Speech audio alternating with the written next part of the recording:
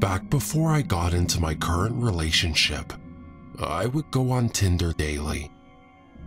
I would post pictures and find as many guys as possible. I was a desperate, sad, pathetic little girl overrun with the possibility of a relationship. I would often swipe right for everyone, but finally, I got a match. His name was Jamal, and he was extremely cute. He was my age, 18, and honestly, I was just ready to hop on the love train. We started chatting, a very casual conversation like, "Hey," or "Are you doing okay?" We talked about family, school, and other interests for a few days before he asked to meet up. I agreed immediately. I asked him what he had in mind. He said there was a special place that he liked to take his friends. There was a small little place where we could eat food and a beautiful lake. He said we should meet up around 7, and I said sure. I plugged in the destination, and my GPS took me to a place that looked nothing like he had described. There was an ugly wooden bench surrounded by woods and a clearing in those woods that led to a small lake. I was pretty pissed off for obvious reasons. The place was hideous, and Jamal still had not come. It would be getting dark soon, and I was a little creeped out just sitting on that bench alone.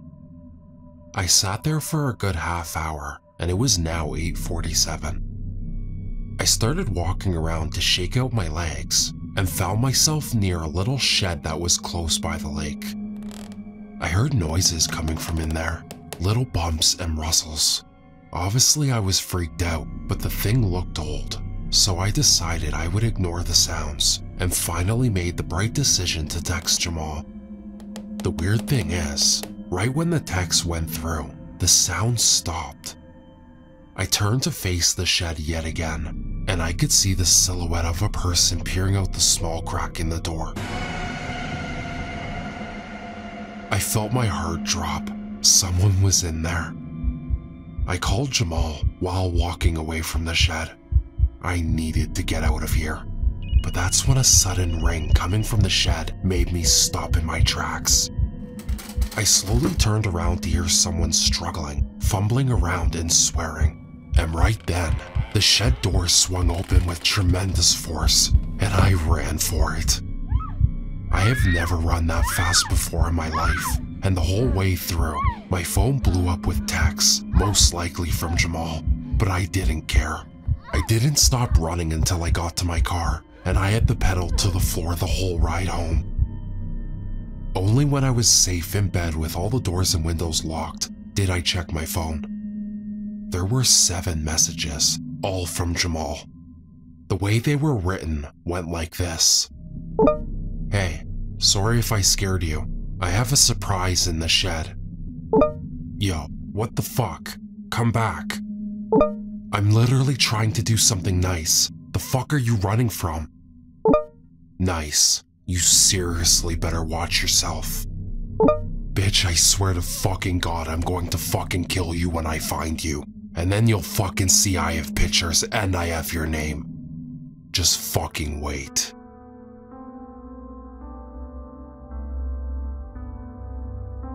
As a bit of backstory, I was working at a small chain motel in the Midwest as a night auditor, so my hours were normally 11 p.m. to 8 a.m.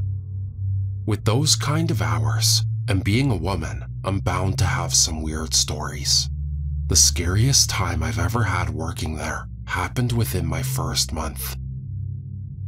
So it was a little bit before my shift started, and because I was single and 22, I was on Tinder before work. I matched with this guy who seemed cool, a little goth alternative, and into Ouija boards and tarot, which is my type, so I was pretty hype at the time. We talk for a bit, and I tell him I have to go to work, so we say goodbye. Now, that night was my first night off training, so I was running the motel by myself for 9 hours. I was already a little nervous, but then this vaguely familiar guy comes up to the front desk and asks for me by name. In my head, I've got red flags blaring at me because this dude is weird. Not by looks, but just by his vibe. I tell him that I'm me, and he explains that he was the guy from Tinder, and he saw that I was less than a mile away, so he went to see if I was possibly working at his hotel. That's right, this guy was staying where I worked. Red flag number 2. I stay behind the comfort of my desk for 2 hours because this guy won't stop talking to me, mostly about how his ex left him and how he wanted to bang me. Needless to say, I was uncomfortable, and this hadn't happened to me before in a work environment, so I did not know what to do. He finally decided to go to bed. It was about 3 a.m., and I take a much-needed smoke break. I go outside, and right after I spark up, guess who shows up? Yeah, creepy dude. I snooped a bit on his account, and he was a painter and was doing work locally, so he wasn't from here. He tells me about where he's from and keeps getting closer and closer to me.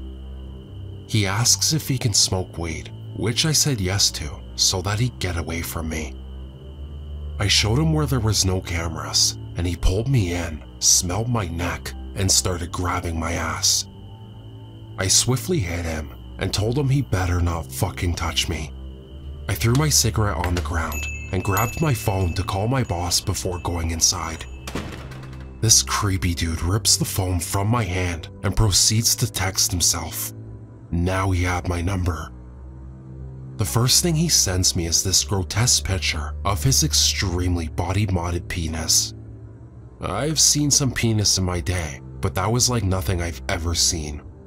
Then came the creepy BDSM porn gifs with captions like, "I can't wait to do this to you. You know what room I'm in." Now, I'm already freaking out, and I don't know why I didn't call the cops, but my boss wasn't answering. So there's me in the back office having a panic attack of my life when I get one more video. Why I clicked on it, I'll never know. I refuse to say what I saw in detail, but it was a snuff porn film. Very violent, very sexual. I then locked myself in the back room, cried, and waited a few hours before proceeding to make hotel breakfast. The texts went on for a few days until I had enough and got the balls to tell my boss. He immediately kicked out the creepy dude and also banned him from our hotel. His company is not even allowed to book with that hotel anymore. In hindsight, I should have called the police, but I was too scared.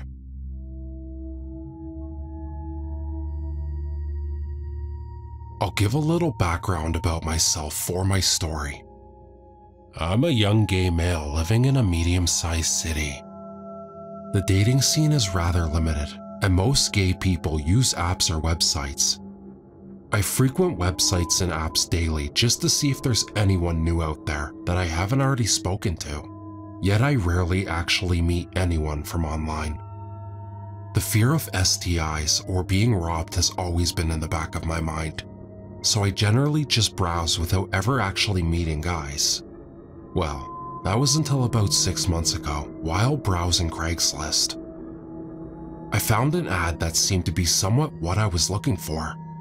The ad was by a man a little older than myself, who seemed to want the same things I wanted. He wanted to meet up with a guy my age, get to know one another over drinks, maybe a little cuddle session, whatever else may follow, and not just a quickie kind of thing. After responding to this ad, the guy and I talked for about a month through texting without ever making plans of meeting. I finally got the confidence and asked if he wanted to meet. He agreed, and we decided that I'd drive to his place, which was about 10 miles from me and out of the city limits. The day we decided to meet, it was getting late, about 6 p.m. The sun was still somewhat out, but it was getting darker. I got in my car and drove out to the area where he lived. The guy texted me and said that he'd be walking on the side of the road because he was coming back from visiting a friend, and just asked if I pick him up to go back to his place. He told me before that he had 2 kids that lived with him, but the kid's mother wasn't in the picture. He said that his kids were at a friend's house and would be back later, so we'd have the place to ourselves. While making my way to the guy's house, I saw him walking on the side of the road. He was holding a large speaker and covered in a hoodie, which seems strange because it wasn't cold at all where we live. The road we were on was very much outside the city lines, on a dirt road with random trailers set up every acre or so.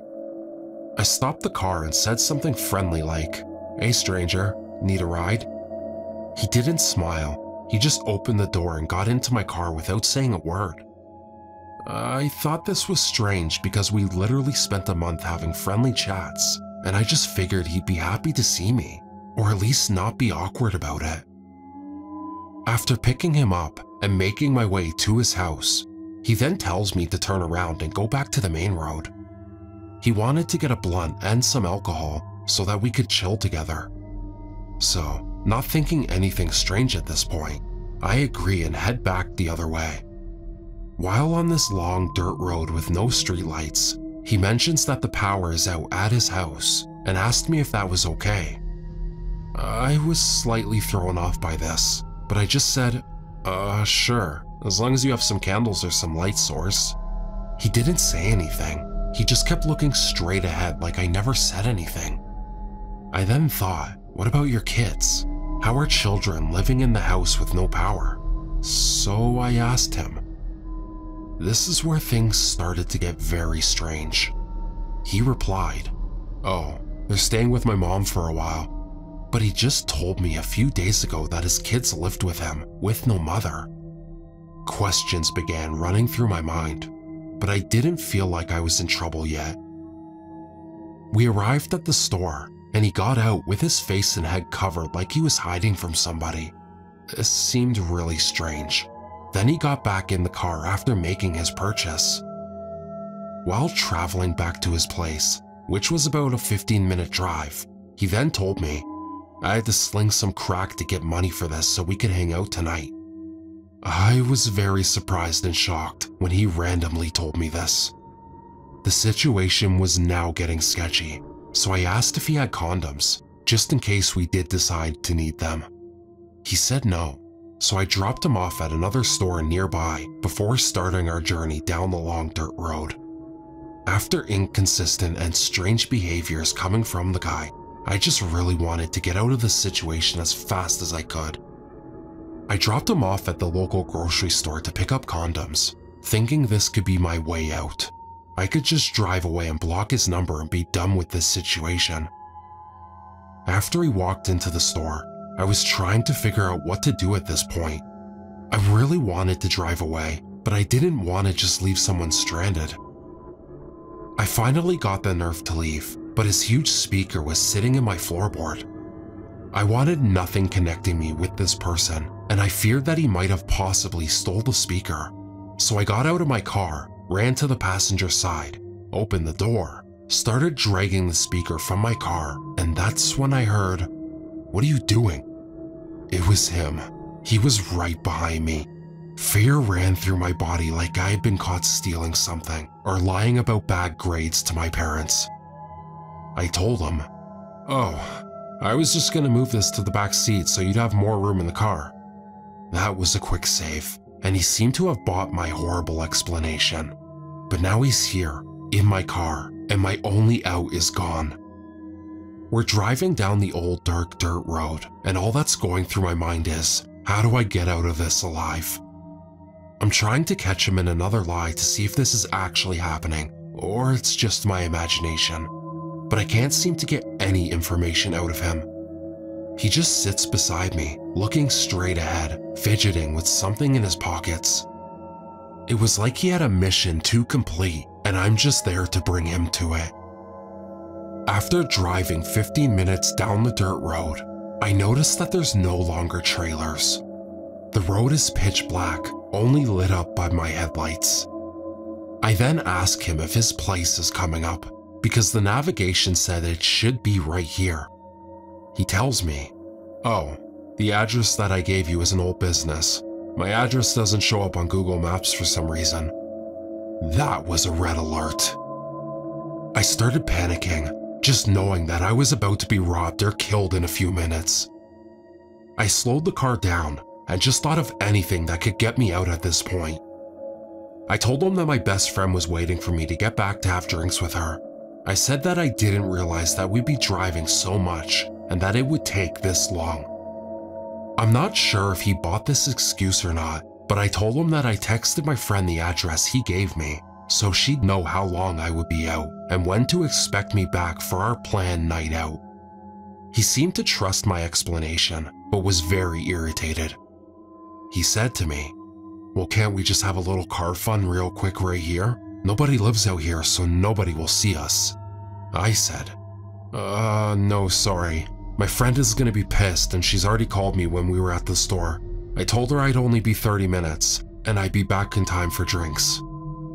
I was ready to abandon my car at this point if he pulled out a knife for anything other than a gun, but luckily, he kinda just huffed, got out of my car, slammed the door, and started to put his head in the window to tell me something. I quickly hit the gas and turned the wheel, leaving nothing but a smoke cloud behind me. I couldn't see him in the rearview mirror due to the darkness of the night, but I imagine he might have been flipping me off or coughing from the dust made by my tires. After pulling myself together and realizing that I might have been the next Oprah story, I called my friend, who wasn't waiting for me, my mom, my sister, everyone that I loved, and told them a slimmed version of the story that took place that night. I teared up a little thinking that I could have almost died, but overcame that pretty quickly. When I got home that night, I decided to pull up the address he gave me. I noticed that 2 miles down the road, there was one house sitting alone with no neighbors. The road was a dead end. I then used Google Street View and saw that the house was completely abandoned with no doors and dirty walls. I Googled the actual address of the house and found that it was posted for sale about 5 years ago and was still on the market. I'm guessing nobody wants to purchase a possible crack house. My friends told me later that they imagined he wanted to get me to the house and do whatever he wanted since there is no traffic that far down the road. I'm sure it would take quite a while to find a body that went missing. After all of this, I have vowed to never meet anyone from Craigslist again, unless it's in a police parking lot. I did vow to just never leave my house, but school and work have made that impossible. All in all, I'm okay with what happened, but it really brought to light what could happen when you least suspect it.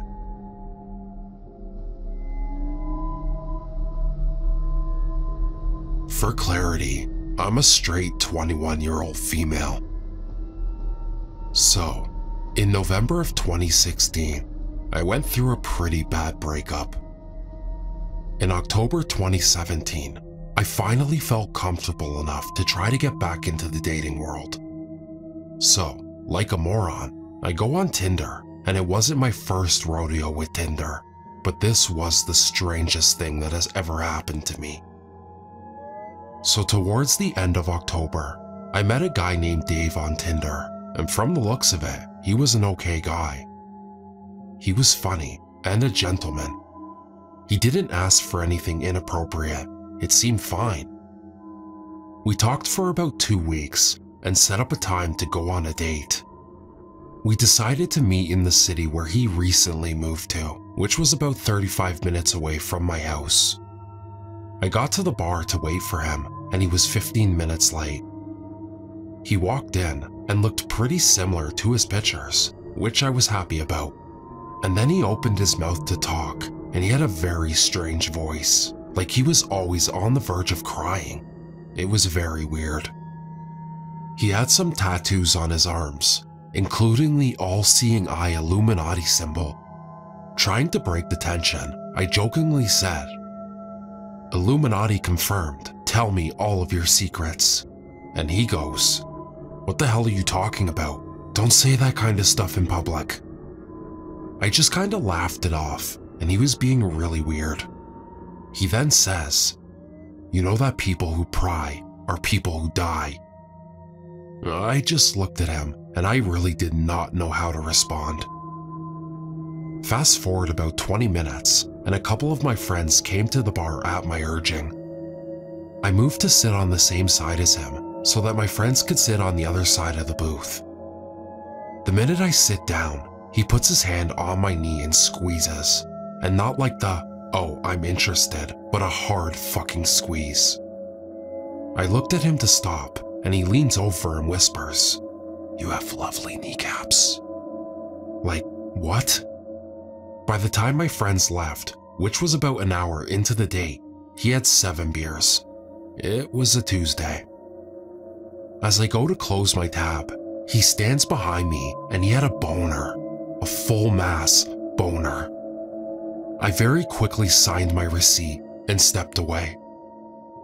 As I'm getting ready to say goodbye, it starts raining, and then he informs me that he walked to the bar from his house and asked for a ride home. Reluctantly, I agreed. On the very short drive to his house, he informs me that it's not actually his house and that he is living in his sister's basement. When I finally park in front of his house, he leans over to kiss me, and I tried to give him the cheek, and he physically turned my head and puts his entire tongue in my mouth. I pulled away, and this guy did it again. I finally pulled away and said, "Get the fuck out of my car." And he responds with, "I'm in love with you. I knew from the moment I saw your pictures. You have to come inside and meet my sister and her husband." I told him that if he didn't get out of my car, I was calling the police, and he started tearing up and got out of my car. So weird boner Illuminati guy, let's never meet again.